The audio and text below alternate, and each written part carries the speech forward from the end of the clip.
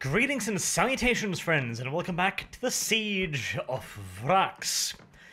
Last episode, was a bit of a roller coaster ride, wasn't it? The Death Corps thought that they had finally achieved a proper breakthrough, and it was time to make up for all of the lost time so far. And they just might have gotten away with it too if it weren't for those meddling bastards in the Cardinal's command staff, who had proven themselves to be far more resourceful than the Imperials had given them credit for, launching a bold and massively executed counterattack whilst also withdrawing from the first line of defences, catching the Death Corps in a hook that hit them in their left flanks, overrun the 19th Siege Regiment guarding said flank, and then threatened the entirety of the First Line Corps. And by extension, the Vraksian counterattack could possibly threaten the entirety of the 88th Siege Army. Thusly, the other three line corps had to cancel their offensive operations against the second defensive line and detach infantry and armoured reserves to aid the first line corps. And the most vital of these reinforcements dispatched was of course the 11th Assault Corps. This was to be the key element in the attack on the second defensive line, and now it had to be withdrawn and sent northwards just in case the Vraksian counterattack was able to break through the first line corps out to the perimeter and threaten the entirety of the 88th Siege Army. Eventually, the Vraksian counterattack was slowed and halted, although at considerable cost, leaving the current situation as you see here. The First Line Corps has fallen back and created an improvised position holding off the Vraksian forces, who have also dug into improvised positions.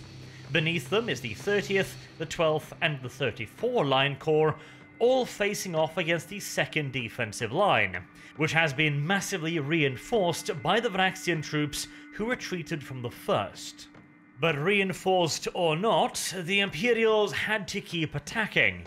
The window of opportunity had pretty much come and gone, but that alone was not enough reason to abort the offensive. It would just have to be slowed down and carried out in a more deliberate manner. Essentially, the 30th, the 12th, and the 34th were now once again doing the exact same thing that they'd been doing against the first line of defences. Which may at first sound all well and proper. They got through the outer line in that way, so surely they could do it again here.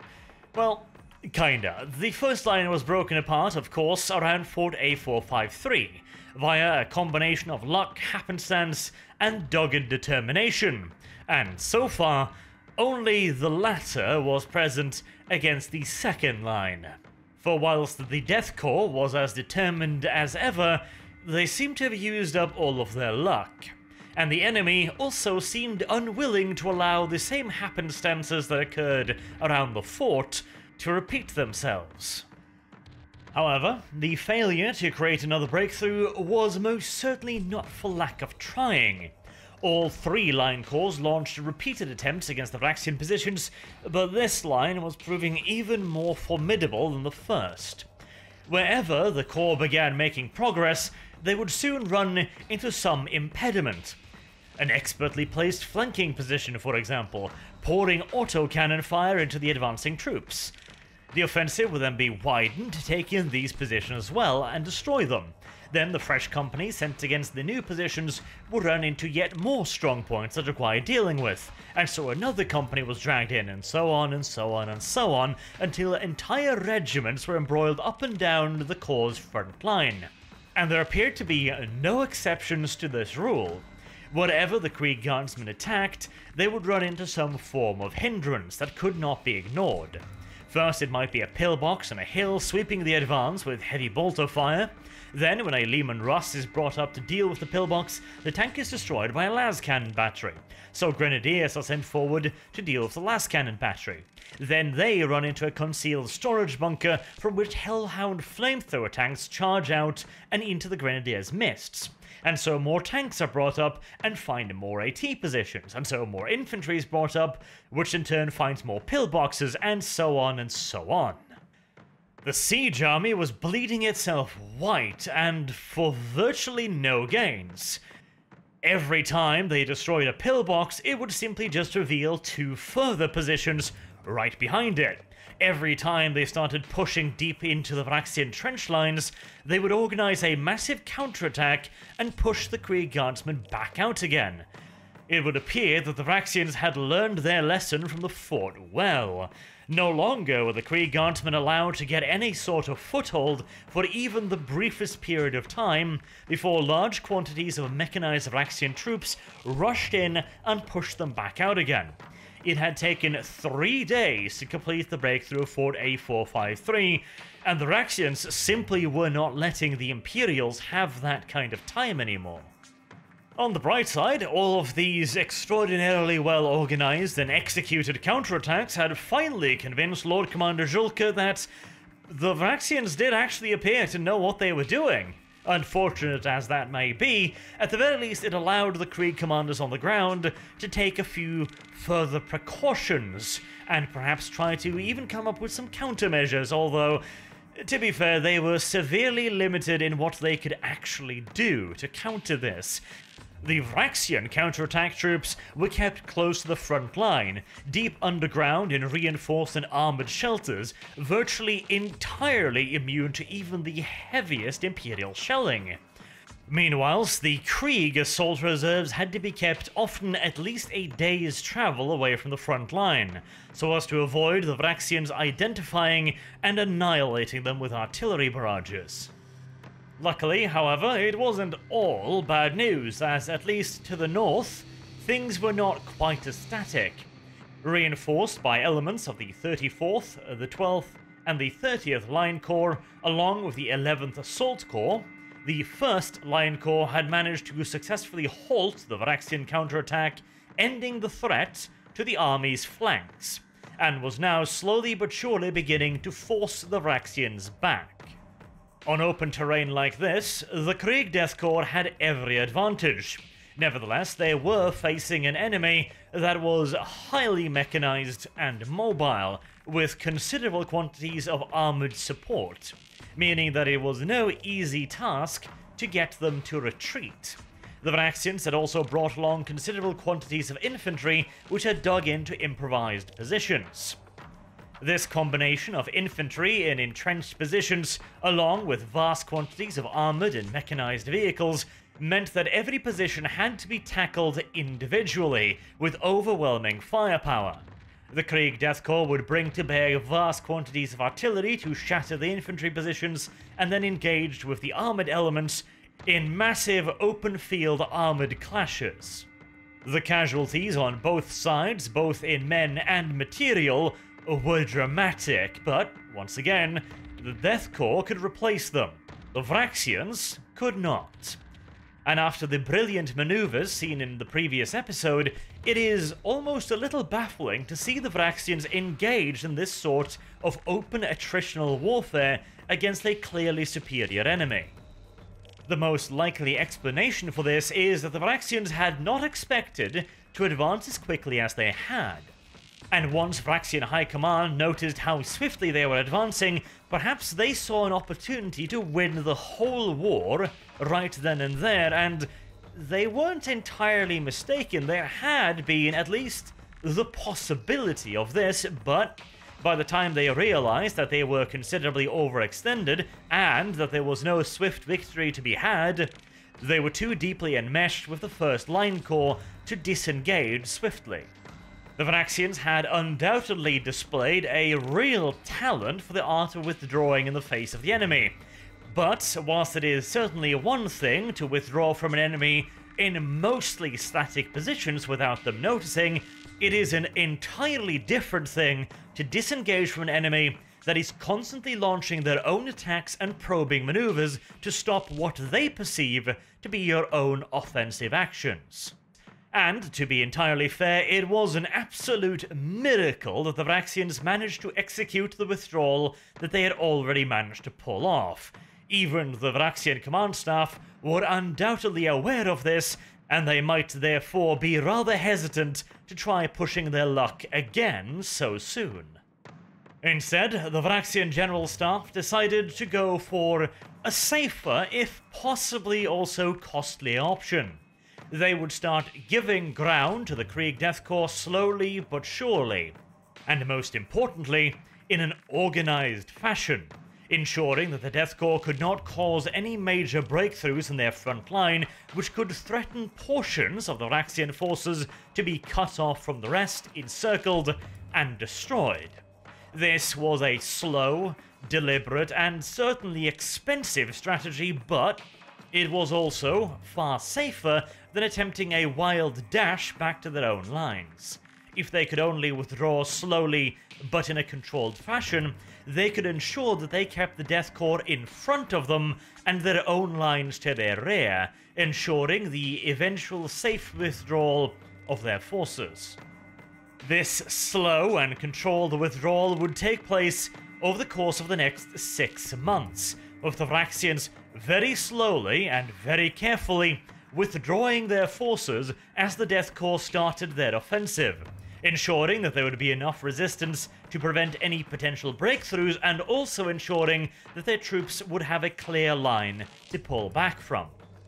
Whilst on the Death Corps side, they wished, of course, to inflict as heavy casualties upon the Vraksians as possible, trying to break through their lines, isolating portions of the defenders and annihilating them piecemeal, or engaging large concentrations of Vraksians from the front, ensuring that they could not withdraw successfully until heavy artillery could be brought into position to stomp all over the Vraksians in their improvised defences. And thusly, in this fashion, the war dragged on for half a year. What had taken a week to lose took 6 months to reclaim.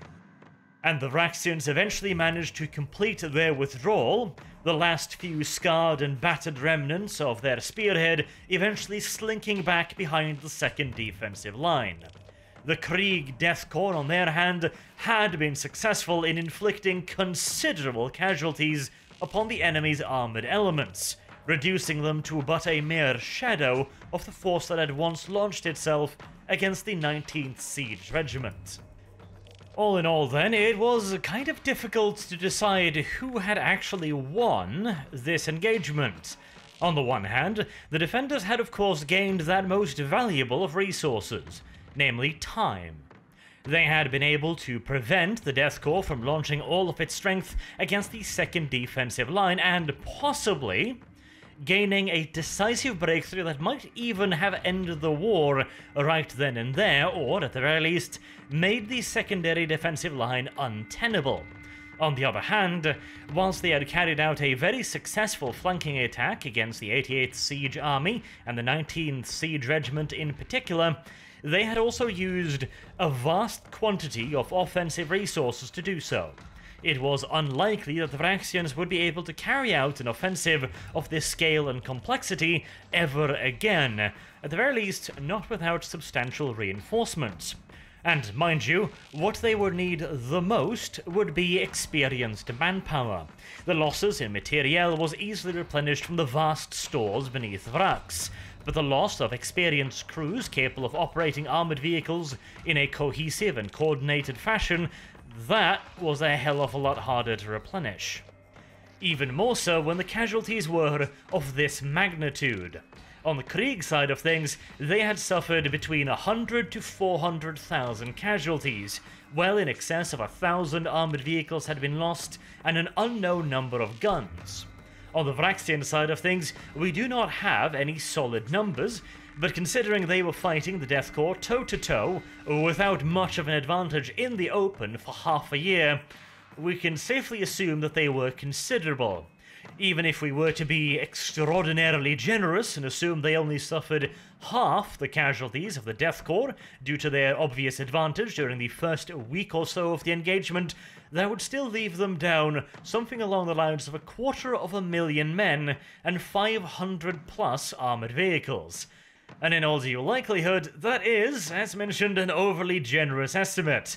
In this kind of warfare, over this kind of time span against an enemy possessing superior firepower, coordination, and artillery support, I would be very surprised if their casualties were not at least as bad as the Death Corps, and possibly even worse.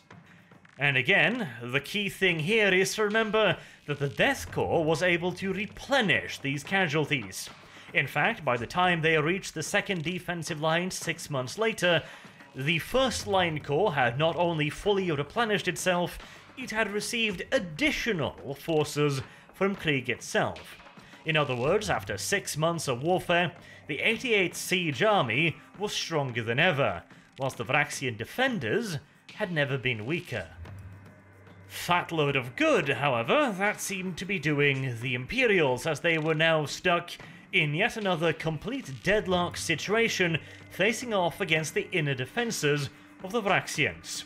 This was all that stood between the Imperials and the curtain walls of the inner citadel, and yet they could not seem to get any closer. And so this was the situation 6 months after the Vraksian counterattack.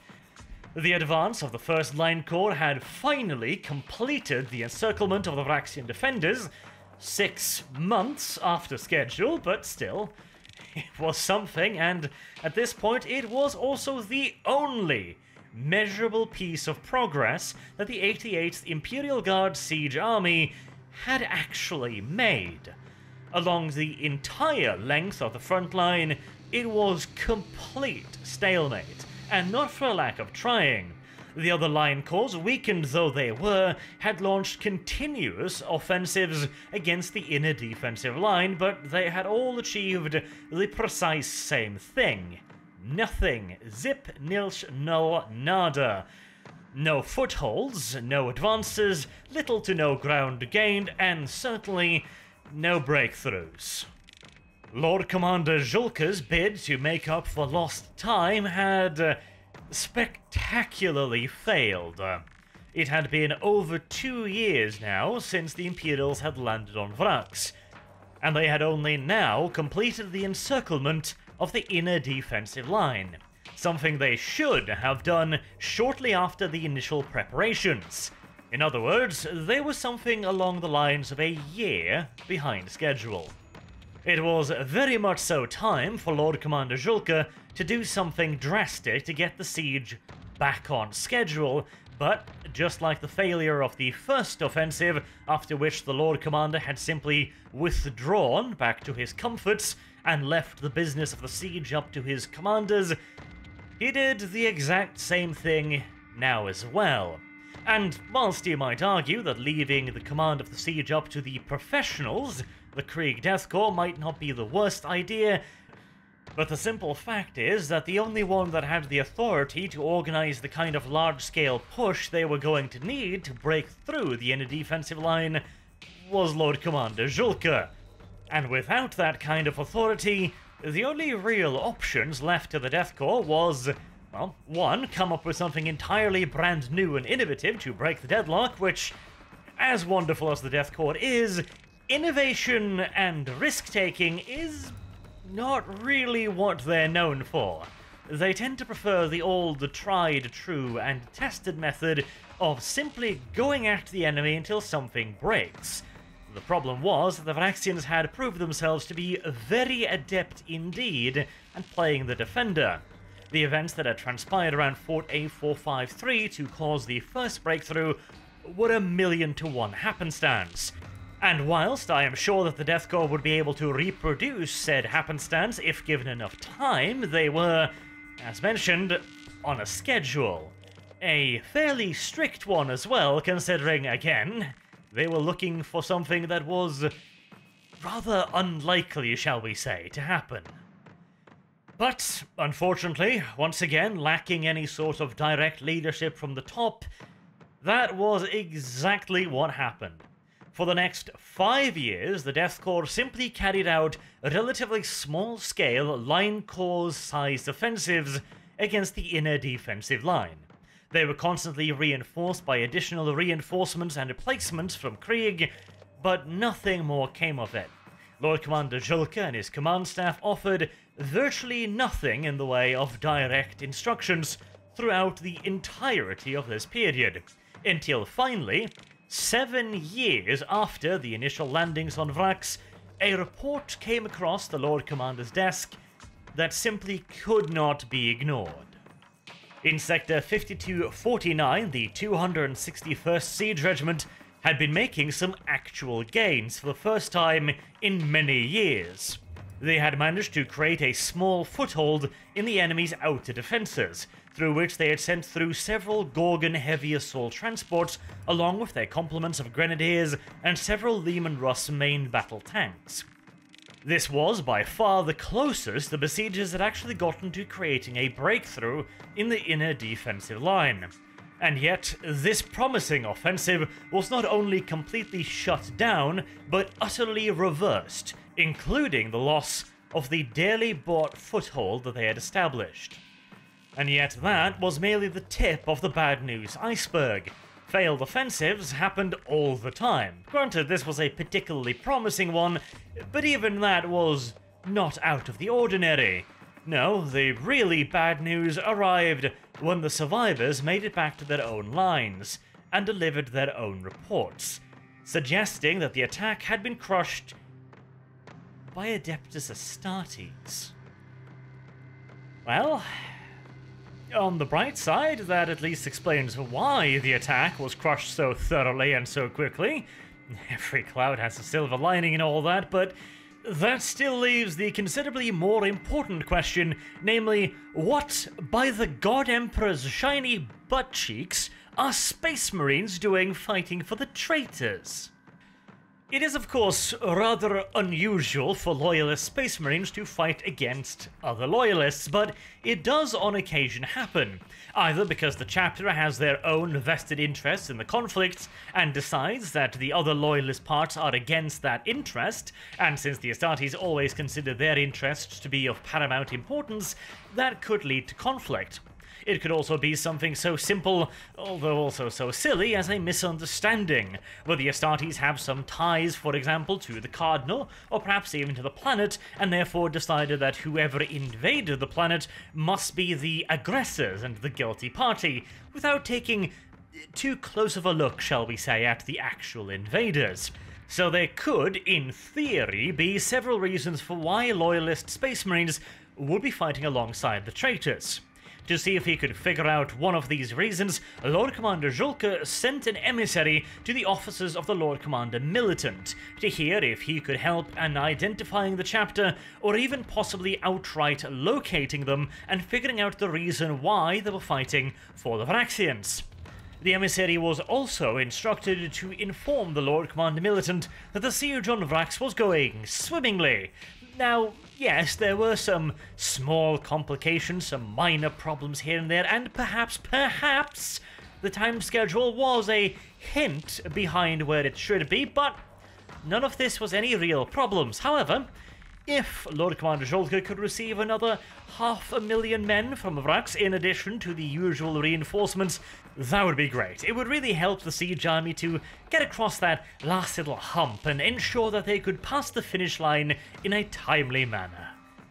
The Lord Commander Militant accepted Julka's request for more men, and the process to organise yet another line corps was started on Krieg, with the creation, recruiting and equipping of the formation. As for the Astartes, however, that was a bit more difficult.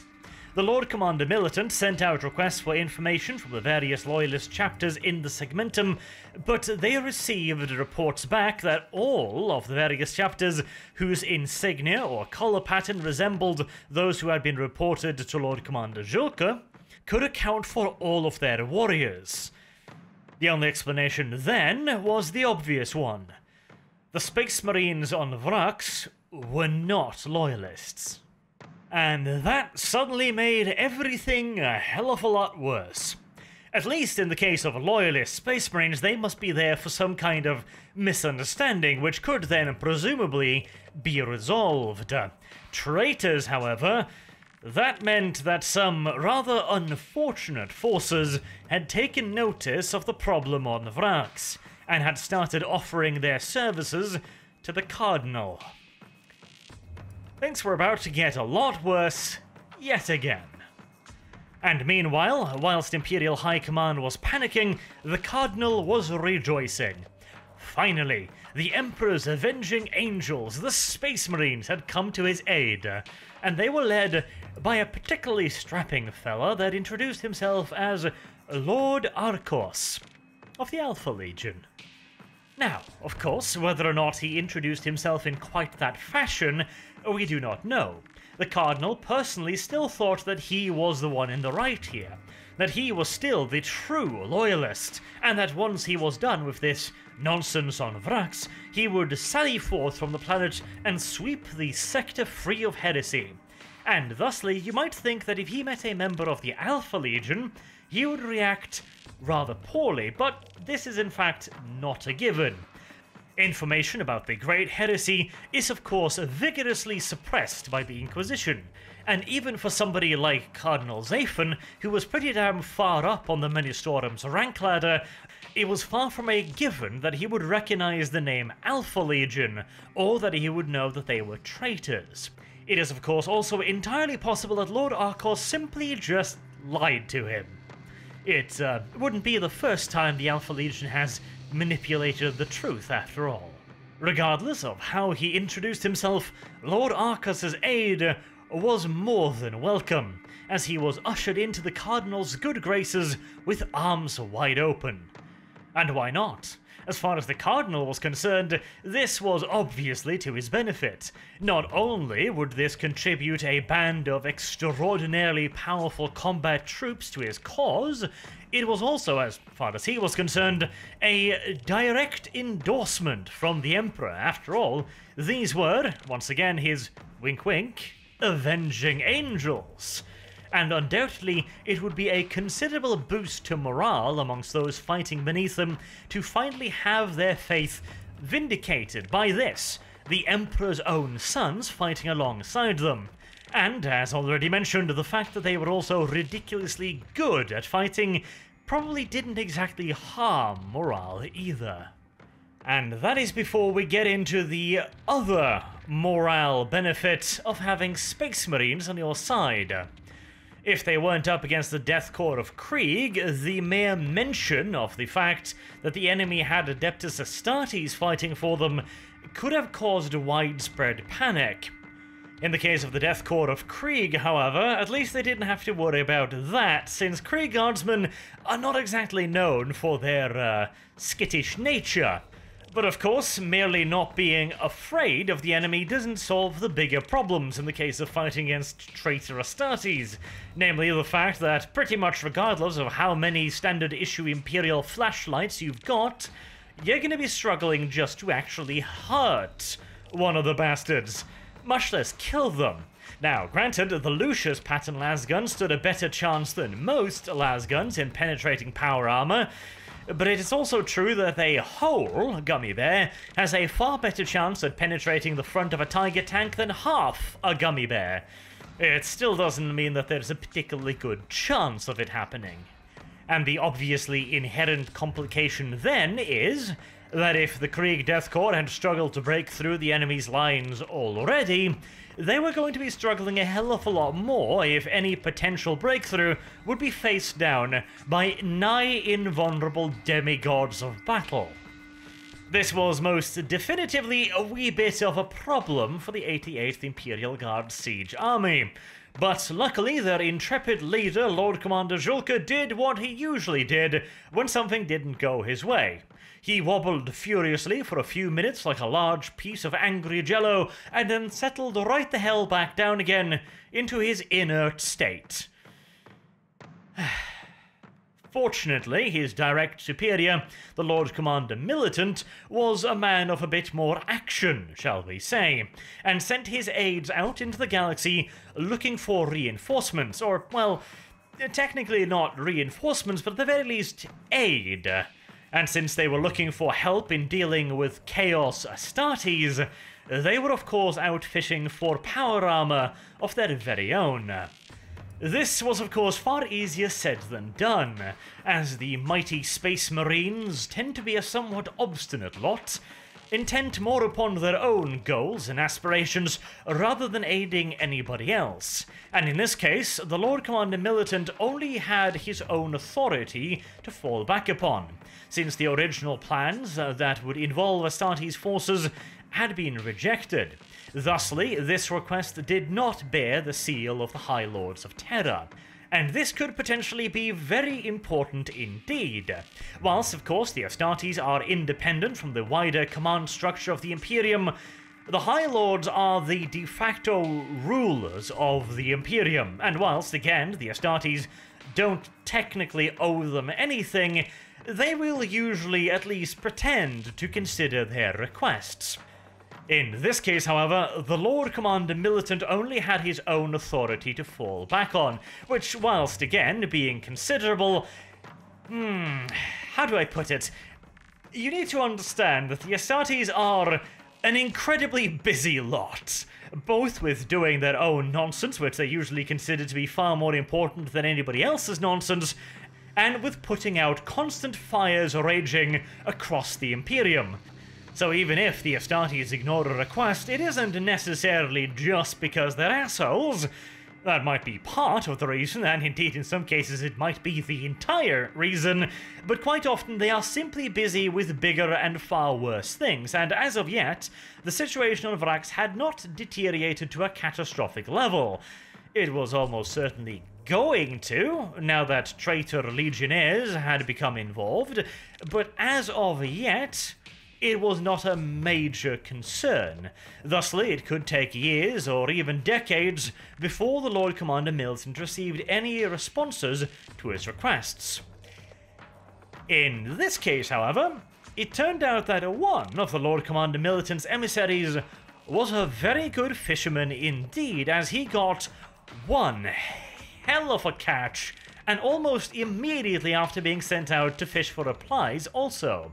He received a reply to his request directly from Supreme Grandmaster Azrael of the Dark Angels. And the good news didn't end there.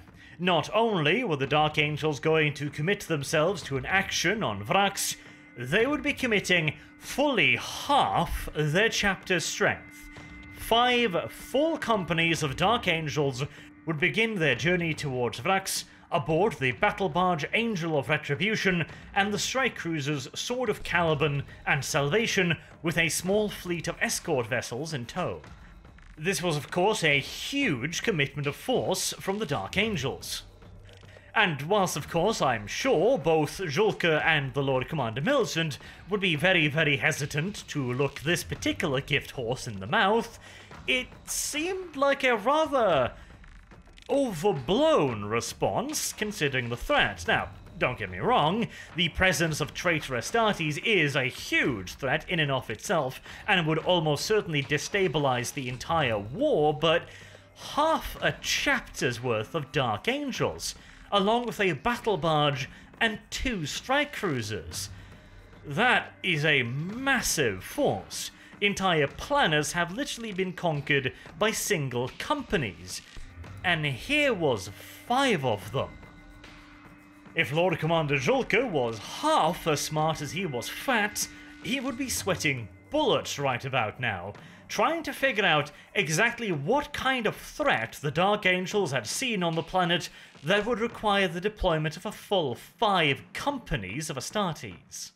But, as is so often true, ignorance really is bliss. However, you might be thinking right about now that something doesn't really seem to add up. For example, what by the Lion's favourite crying cushion is a Dark Angel doing within 7,000 astral miles of anything even remotely resembling altruism, which dedicating half your chapter to helping somebody else would undoubtedly qualify as? Well, you are probably extraordinarily unsurprised to find out that charity work had absolutely nothing to do with this, nor does helping the Kree Guardsmen have anything to do with this. This, as usual with the Dark Angels, has only got to do with them. Grandmaster Azrael has received word that a member of Arcos's Alpha Legion warband might know the whereabouts of a member of the Fallen, the part of the Dark Angel's Legion that went against the Emperor and declared independence from the Imperium during the Great Heresy.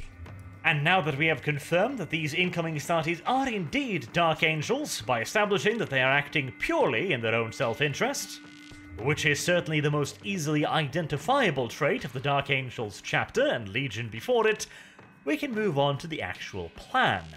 The Dark Angels, of course, had the objective of capturing as many of the Chaos Traitor Marines as possible, so that Interrogator Chaplain Belphegor could drag them into his lovely dungeons and make them talk, presumably by plying them with tea and biscuits, interrupted only occasionally by a swift bout of torture or a sudden blow to the head. This then necessitated that the Dark Angels attack something that would be considered very valuable, and therefore defended by Chaos Space Marines. And since simply landing directly on top of the Vraxian citadel was still a no-go due to the frankly heretical quantities of anti-aircraft guns, the Dark Angels would have to make do with the second best option, the Vraxian starport. This would also help to make it appear as if the Dark Angels were actually doing something to help the 88th Siege Army. By taking the main starport, they would both allow the Krieg Guardsmen to bring in further reinforcements, and it would also make it impossible for the Cardinal to bring down further reinforcements to his own side. The fact that the latter half of that particular bonus had already been taken care of by the Krieg Guardsmen, now sitting directly astride the only route from the starport to the Citadel, was promptly ignored.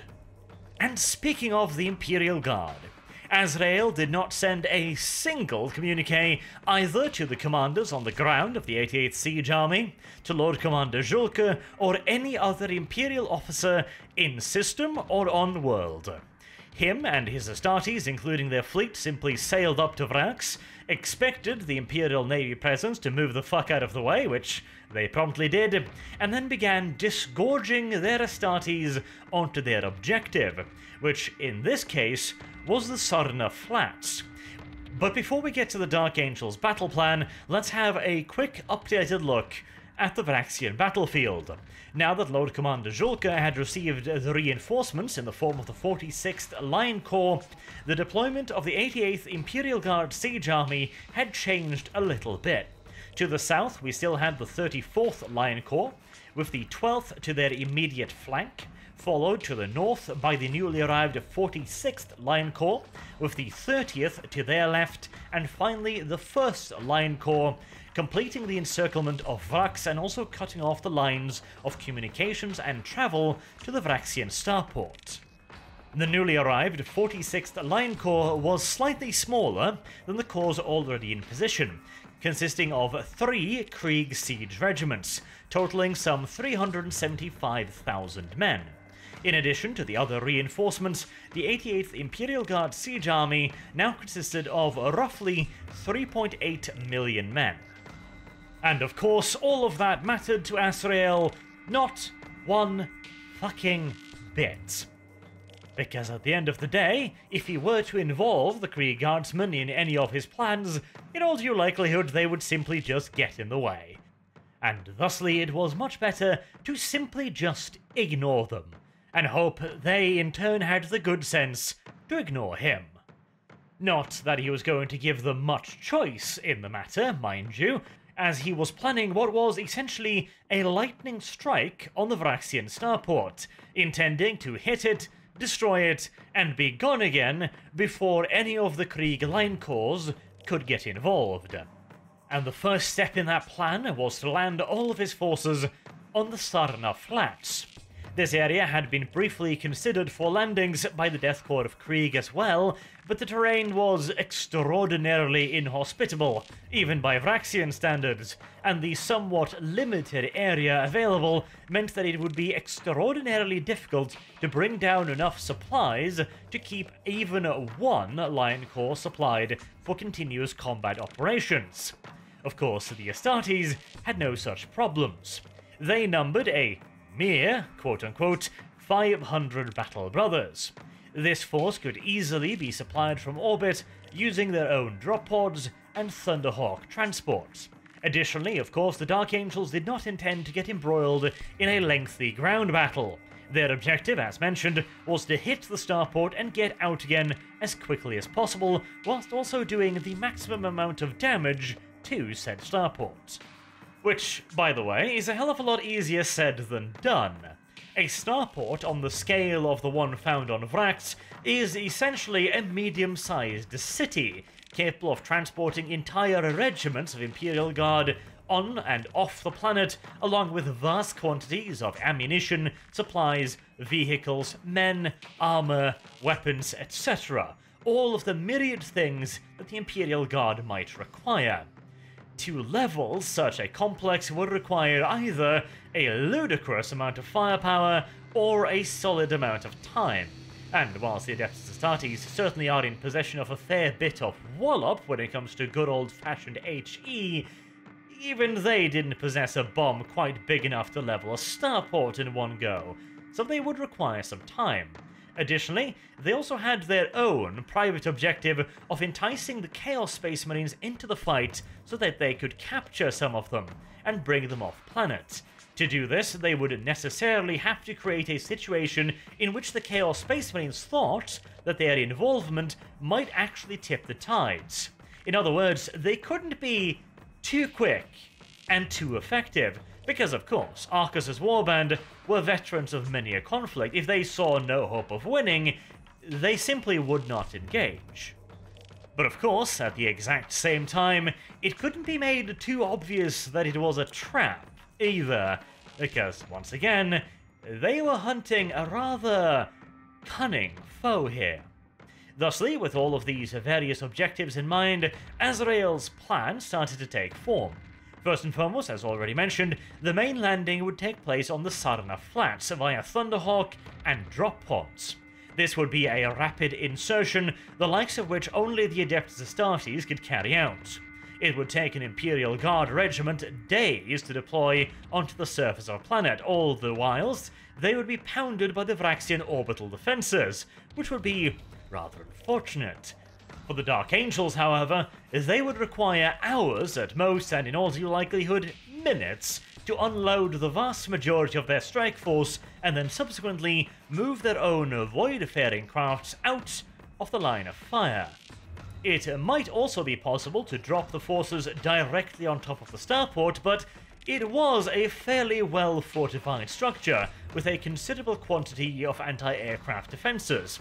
Additionally, a strike directly at the starport would also run the risk of being too swift of an operation, not giving the enemy Space Marines enough time to react, and therefore not fulfilling the most important part of the mission, that which served the self-interest of the Dark Angels. Thusly, the location on the Sarna Flats was the one eventually chosen. It did offer several other benefits, like, for example, it was out of the way for the Vraxian defenders. If they wanted to get to the landing point, they would have to cross several massive ravines themselves. It was also sheltered from any form of enemy long-range artillery.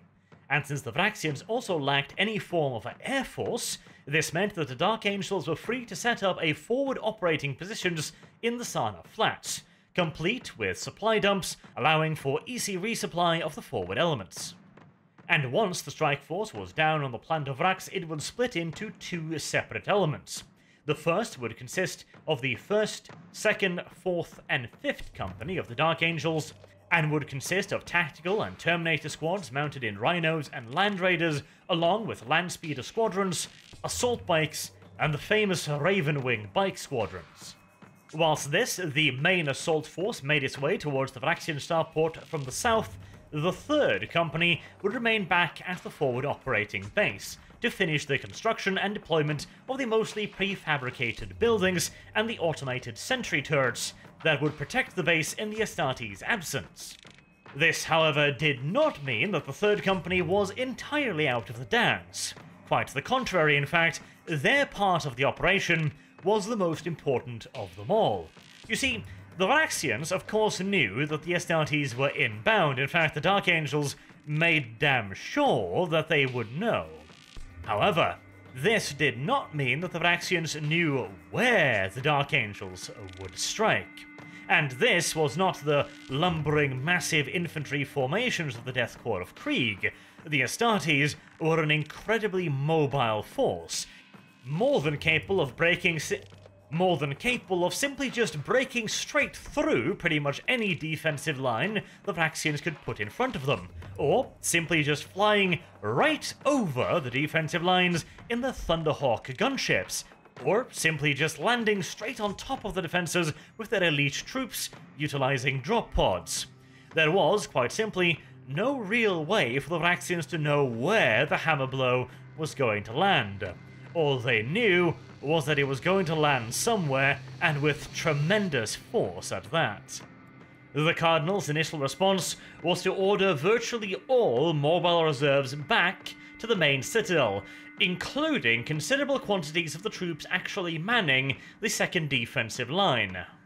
The Cardinals' fear was that the Dark Angels would launch a decapitating strike directly against the Vraxian main citadel, with himself as the primary target. However, Lord Arcos of the Alpha Legion presented him with a different idea.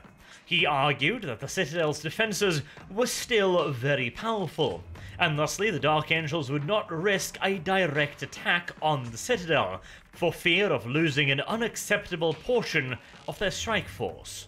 And thusly, since they could not be sure where the Dark Angels would strike, Lord Arcos suggested the establishment of a mobile defense force. This rapid reaction troop would consist of the most mobile, well-armed, armoured, and experienced troops that yet remained in the Vraxian defence force. Additionally, Lord Arcos volunteered the services of himself and his warband to act as the spearhead of this formation. The idea being quite simply that Lord Arcos' warband would engage the Dark Angels, tie them down, prevent them from simply blowing right through the initial engagement force, and then overwhelm them with numbers. It wasn't the most subtle of tactics, to be sure, but it might very well prove effective. There was, however, one tiny little problem that the traitors were as of yet unaware of.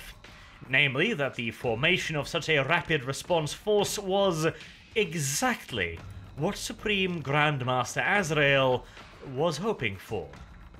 As already mentioned, the 1st, 2nd, 4th, and 5th companies would make an assault upon the southern outskirts of the Vraxian starport. Once they had reached the outskirts, they would begin fighting their way into the starport. And whilst doing so, they would make every effort to appear as if they had come to capture it relatively intact, and use it as a base of operations to bring down yet further forces, including possibly Imperial Guard elements, to continue an offensive against the Vraxian capital.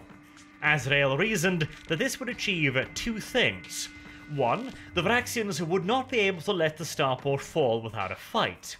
It was their only hope of future reinforcements from off-world, and furthermore, if it was lost and turned into a forward operating base for the Imperials, that might very well mean that the Death Corps would be able to establish yet another line corps to the rear of the Vraxian defences, whilst also being able to supply said line corps, which, you must remember once again, the problem of supplying such a formation was the primary reason why it had not been deployed in this area to begin with.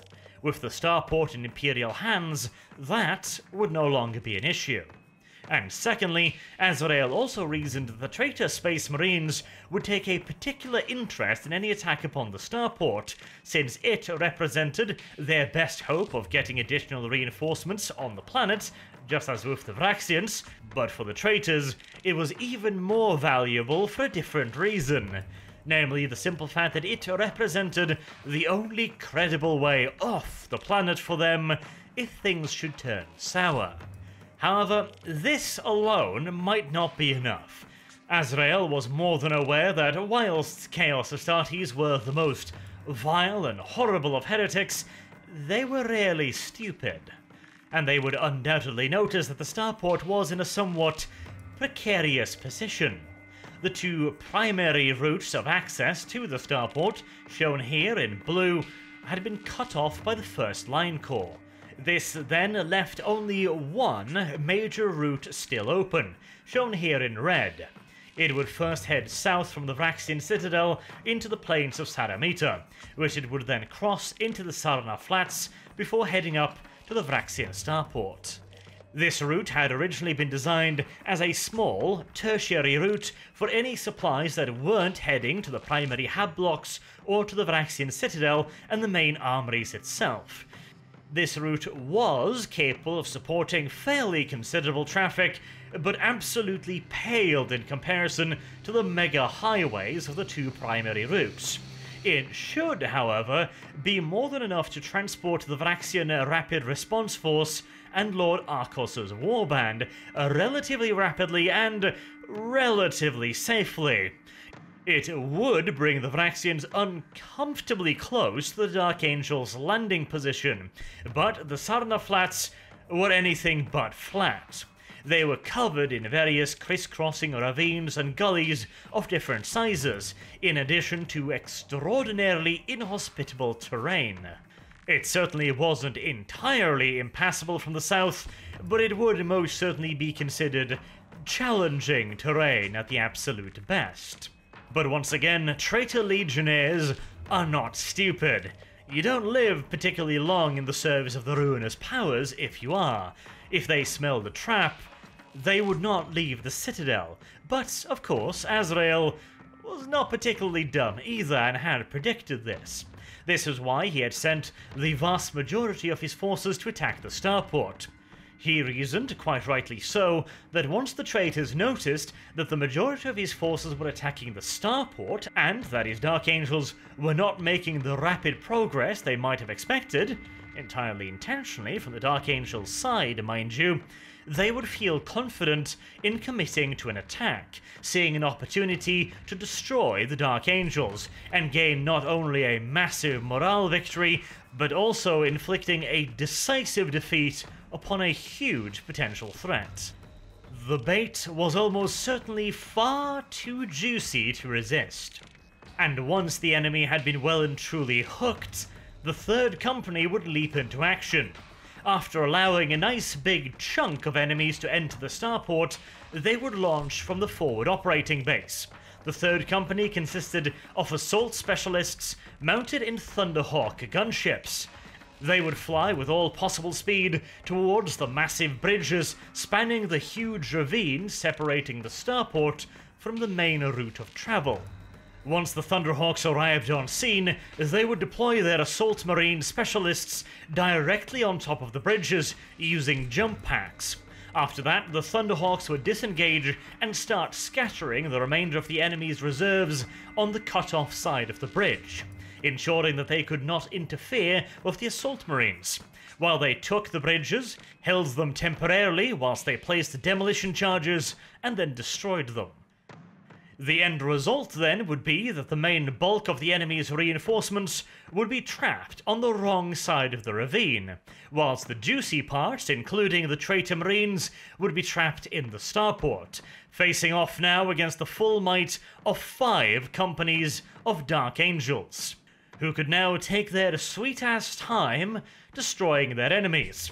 The Vraksians no longer had any real way of reinforcing or evacuating them, and the Chaos Space Marines, along with their new Vraksian allies, could be isolated and picked off one by one, ensuring that the Dark Angels could also bring back plenty of souvenirs for their interrogator chaplains. Or at least, that was the plan. Whether or not it survives contact with the enemy, you're going to have to wait until the next episode to find out. Until then, I have been Arch. Thank you very much for watching the Siege of Vraks series. If you liked it, do consider spreading it around a bit, since YouTube is not overly fond of this sort of content, and it would help me out an absolute ton. Now then, until next time, have a good day.